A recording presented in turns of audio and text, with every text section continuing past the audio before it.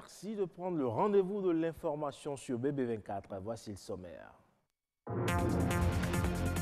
L'organisation non gouvernementale The Hunger Project renforce son ancrage au Bénin à travers la signature des documents de renouvellement de son accord de siège.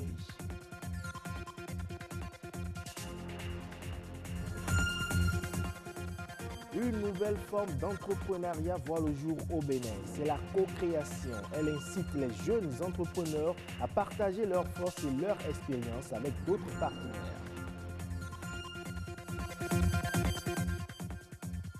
200 cas de lépreux par an au Bénin. La lèpre, cette maladie infectieuse mais rarement contagieuse, se contracte comment? Amandine Anyambosu nous édifie dans un instant.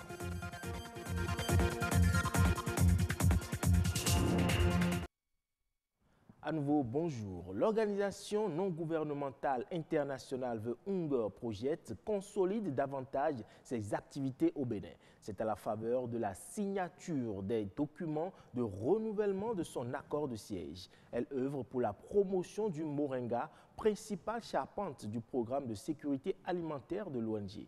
Clotaire Awekou, Max Bill, Akodilossi et Alexis Kenom pour les précisions. Bénéficier d'exonérations douanières fiscales dans l'exécution de son programme national, c'est la principale retombée de ce renouvellement de l'accord de siège de l'ONG internationale Hunger Project. Sécurité alimentaire, environnement, mobilisation sociale, éducation, santé, nutrition, microfinance et promotion de l'entrepreneuriat sont les domaines d'intervention de cette association caritative non lucrative opérant au Bénin depuis 1997. Nous allons poursuivre ces actions aux côtés du gouvernement et d'autres acteurs qui nous appuient déjà pour que les actions que nous menons aient plus d'impact sur le terrain et touchent davantage de populations, de personnes au niveau de notre pays. Et éradiquer la faim et la pauvreté par des pratiques durables, impliquant notamment les femmes. Plus de 310 000 personnes sont impactées dans 17 communes, dont plus de 160 000 femmes, pour une enveloppe financière de plus de 14 milliards de nos francs. Et le complément alimentaire que représente la plante moringa reste l'épine dorsale du programme national de sécurité alimentaire de l'ONG Hunger Project. On rallie Hunger Project à la promotion du moringa. Je tiens à clarifier que nous avons 6 autres programmes. Le moringa est une plante qui est disponible partout au niveau de notre pays, en toute saison, heureusement, et permet d'appuyer les populations dans la résolution des problèmes de malnutrition à moindre coût.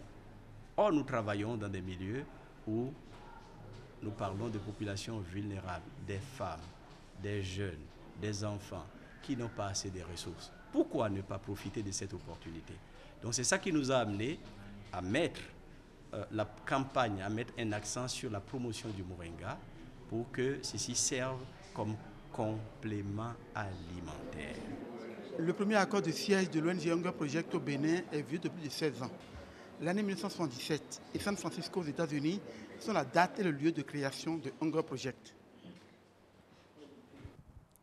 Emmener et maintenir les enfants dans la réussite de leur année scolaire est possible grâce à un suivi efficace des parents d'élèves.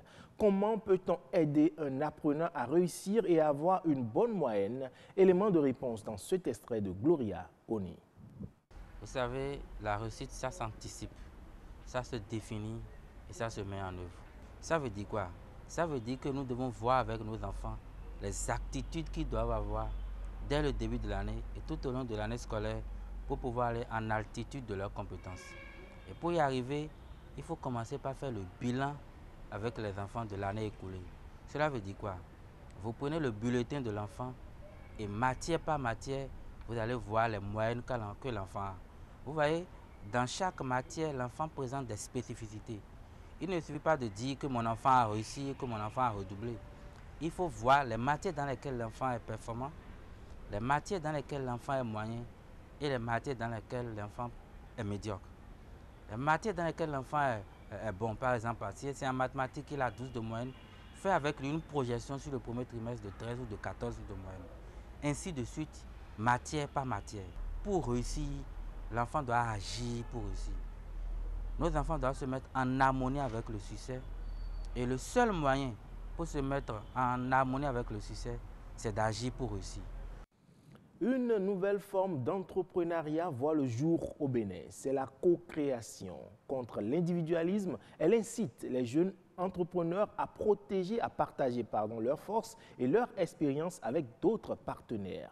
Le travail en commun devient alors un tremplin par l'entreprise naissante et décuple ses capacités. Nicolas Touko a tenté l'expérience dans le domaine agricole et partage avec nous sa vision de la co-création. Il est au micro de Louis Koudogbo, Patrick Adjagbodjou, Sidney Koublenou et Charlotte Bouvier. Vivre ensemble, rester ensemble, développer, initier quelque chose et le faire fonctionner ensemble est la chose la plus recommandée même pour pouvoir limiter ces risques auxquels les entrepreneurs sont confrontés. Depuis le bas âge, on nous a éduqués à vivre de façon individuelle. Et quand vous allez dans les maisons, dans les familles, les enfants mangent de façon individuelle. Quand vous continuez un peu, vous allez à l'école, vous allez à l'université, il y a des sons que nous entendons de nos parents. Quand vous êtes avec telle personne va vous tromper, telle personne va vous trahir, ainsi de suite. Et nous avons toutes ces informations qui font qu'à un niveau donné, vivre ensemble, ça devient difficile à nous tous. C'est possible de rester ensemble. Et pour rester ensemble, il faut que chaque jeune essaie de développer en lui-même la confiance en soi. Et aussi, ce que vous voulez faire ensemble, il faut que vous essayez de définir les lignes dès le début et que chacun comprenne ses responsabilités, ce qu'il a à faire. Si nous voulons nous mettre ensemble, il y a des sacrifices à faire. Le sacrifice, je dois perdre quelque chose, l'autre aussi doit perdre quelque chose et nous allons nous unir sur ce qui est avantageux pour nous, ce qui peut nous faire avancer. On parle à présent de la lèpre, cette maladie infectieuse mais rarement contagieuse. Elle fait ravage et le Bénin enregistre au moins 200 cas de lépreux chaque année. Comment contracter le mal et comment se manifester? Les réponses dans ce reportage de Jules Akoikou et Amandine Anyambossou. La lèpre, une maladie infectieuse provoquée par une bactérie. Le germe en cause, c'est le bacille de Hansen. Ce germe se trouve particulièrement dans les salives. Ça se contamine par les voies aériennes. Quand un malade parle avec quelqu'un qui est sain, là, ce malade peut lui donner la maladie par les gouttelettes de salive que l'autre peut aspirer. Les facteurs favorisant la contamination du mal peuvent être une alimentation malsaine, une mauvaise hygiène, mais surtout un système immunitaire affaibli. Lorsque le mal est très tôt diagnostiqué, les chances de guérison sont également très élevées. Normalement, une fois qu'on a été contaminé, normalement ça doit faire au moins 4 ans avant de commencer par se signaler. Quand le malade est vu très tôt et on entame le traitement aussi très tôt, là ça se guérit sans séquelles. Le malade qu'on a vu tardivement, les nerfs sont déjà bouffés, les extrémités, les terminaisons digitales sont déjà aussi succès. Donc ça amène les pertes des doigts, les pertes des pieds, les doigts de pied, les pertes des doigts de main. Suite à une contamination, comment reconnaître alors les symptômes d'une éventuelle lèpre sur le corps? J'ai commencé par sentir douleur.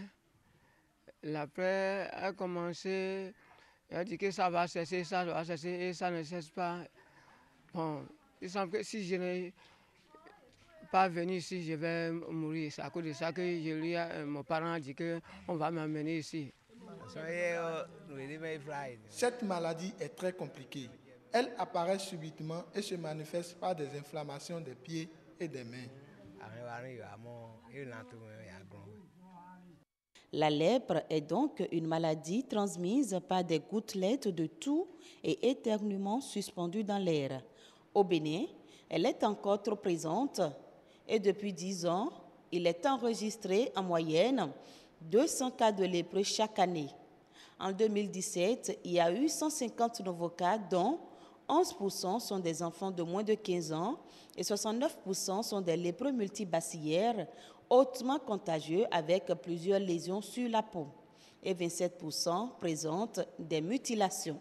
Ça se manifeste par des taches sur le corps, des taches insensibles. Là, l'enfant vient en consultation, bien la maman l'amène en consultation et puis on fait l'analyse du sang. Et quand on trouve, on le met sous traitement. On peut en mourir. Mais actuellement, en tout cas chez nous ici, c'est très rarement que les gens meurent de la lèpre. Quand un malade est dépisté, mis sous traitement, et la malade le malade fait la réaction, et on ne prend pas vite soin de cette réaction-là, le malade peut en mourir. À la date du 31 décembre 2017, 246 malades lépreux sont hospitalisés dans les 8 centres de traitement anti-lèpre du Bénin. Le centre de traitement de Davungon a accueilli le grand nombre, soit 37%. Merci à vous, Amandine Agnamboussou. En information brève, le Maroc a remporté le prix de distinction sur les contributions distinguées dans la gestion de l'environnement et la environnementale en Afrique. C'était lors de la cérémonie organisée par l'Agence du nouveau partenariat pour le développement de l'Afrique au terme des travaux de la 7e session extraordinaire de la conférence ministérielle africaine sur l'environnement tenue à Nairobi.